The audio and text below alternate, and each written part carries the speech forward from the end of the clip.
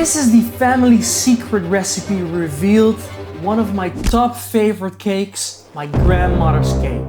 And no, this is not your ordinary cheesecake or tiramisu or anything like that on the internet. In fact, I couldn't find it anywhere on YouTube. It's a custom-made Dutch creation, passed on from generation to generation. It has the creaminess of a cheesecake and layers of a tiramisu, a fluffy soft bite like a cinnamon bun, and lots of fruity elements plus this dense macaroon pudding flavor. It's also a no-bake cake, so it's really easy for beginner home cooks, and it absolutely has a spot in my top 3 favorite cakes all time. And it might be placed in your top 3 as well after you've made this.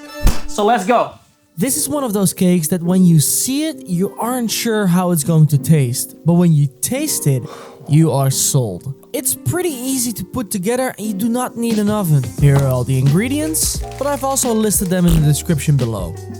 You need a 22 centimeter round cake form to layer the cake in. So grab your cake form and start by coating your cake form with unsalted butter. This prevents the cake from sticking to the cake form when we take it out. Next, prepare the pudding. In a pan, according to the instructions on the pudding powder, I pour in 500 milliliters of whole milk and add the whole sachet of pudding powder. Bring it to a boil and let it boil for 2 minutes. And make sure to keep stirring the bottom. Very important, otherwise it cooks and it might burn on the bottom of the pan. You don't want that. It should develop a very thick consistency, like this. You have to do this twice since you cook up one batch for the macaroon pudding and one for the vanilla cream pudding. So that's 1 liter of milk in total. Treat it with love and we'll give you love back, because when you're done, you can lick the spoon like you used to do when you were younger. That was always my favorite part as a kid.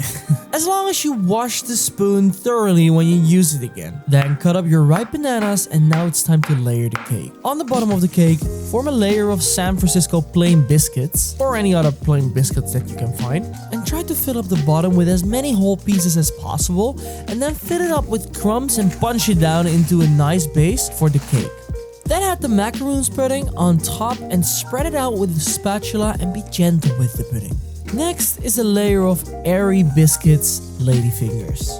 Try to add them tightly and also try and squeeze in some broken pieces in smaller corners to cover the whole cake. Add a good amount of strawberry jam on the biscuits. Fill all nooks and crannies. Then add the applesauce on top of that and spread that out as well. I used applesauce out of a jar, but if you feel extra and you want to make it your own, that definitely works as well. Dust over a good amount of cinnamon powder and add your bananas one by one. I know it's a bit of work, but make sure to play your favorite music. Get into the zone of making this cake.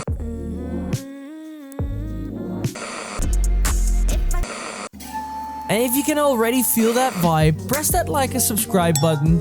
And if you don't, still press that like and subscribe button, because I know you want to make this cake.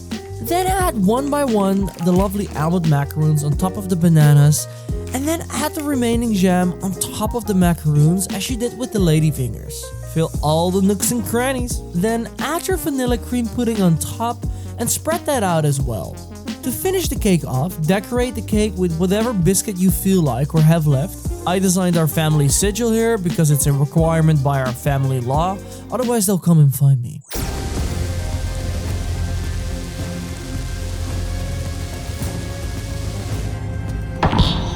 But you're free to do whatever you want, so go ahead and throw on whatever biscuit you like. Dust it with another layer of cinnamon, add some more dots of your jam, if you have any left, and then let it take a long nap in the fridge overnight.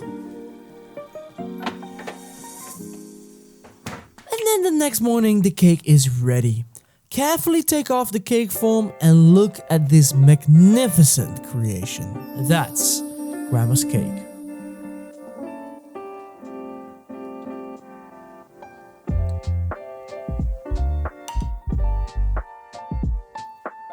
Finally, taste test next morning.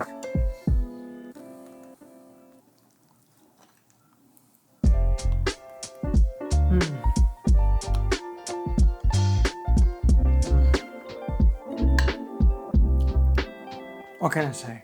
Now, if you make this cake, make sure to do it with extra attention and love to live up to the expectations of this cake, the family recipe. Let me know what you think in the comments below, and if you have a family recipe like this, please share that as well. I love to hear that. And if you like to see another family recipe that is dear to my heart, check out my aunt's curry right here. Thanks for watching and see you in the next video.